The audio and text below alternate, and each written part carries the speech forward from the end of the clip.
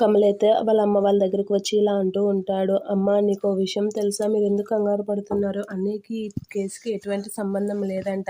ఇప్పుడే నాన్నలు ఫోన్ చేసి చెప్పారు. మీకు కంగారు పడవద్దని చెప్పారు. అన్నయ్యని ఎలా అయినా స్టేషన్ నుంచి విడిపించుకొని తీసుకొస్తామని నాన్న, వదిన వెళ్లారు. ఎట్టి పరిస్థితుల్లోనైనా వాళ్ళు తీసుకొస్తారు అని అయితే చెప్తూ ఉంటాడు కమల్. ఆ మాటలకి బామ్మ, పార్వతి వాళ్ళైతే చాలా హ్యాపీగా ఫీల్ అవుతూ ఉంటారు. అన్నయ్యని జైలుకి వెళ్ళకుండా వదిన చాలా భలే కాపాడిందమ్మా. అసలు అన్నయ్యకి ఈ కేస్‌కి ఎటువంటి సంబంధం లేదు అనేసరికి పల్లవి అయితే షాక్ అవుతూ ఉంటుంది. నిజంగా ఎంత మంచి మాట చెప్పావురా! గుండెలో భారం దిగిపోయిందని పార్వతి అయితే హ్యాపీగా ఫీల్ అవుతూ ఉంటుంది. బామ్మ కూడా నిజంగా వాడు అలాంటి తప్పు చేయడు అని చెప్పి బామ్మ కూడా అంటూ ఉంటుంది.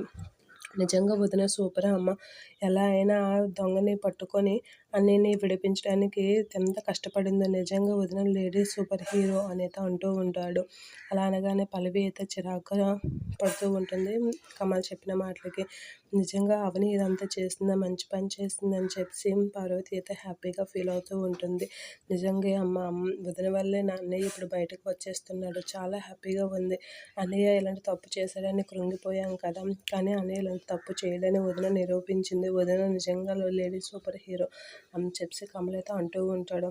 దాన్ని పొగడమే ఎప్పుడు నీకు పని అని చెప్పి బామ్మ అయితే మనసులో అనుకుంటూ ఉంటుంది. ఇక కమల్ అయితే అమ్మ ఇక మీరు ఏ కంగారు పడకండి. అలా అన్నయ్య గురించి నాన్న, వదిన వాళ్ళు అన్నయ్యని తీసుకొచ్చే ఉంటారు. ఇక మీరు కంగారు పడకుండా ప్రశాంతంగా ఉండండి అని చెప్పి అంటూ ఉంటాడు. ఆ మాటలకి నిజంగా అని చెప్పి వాళ్ళ అమ్మ హ్యాపీగా ఫీల్ అవుతూ ఉంటుంది. పల్లవి అయితే షాక్ అవుతూ ఉంటుంది. అంత ఈజీగా ఎలా వచ్చేస్తున్నాడు అక్షయ్ అని అయితే షాక్ అవుతూ ఉంటుంది.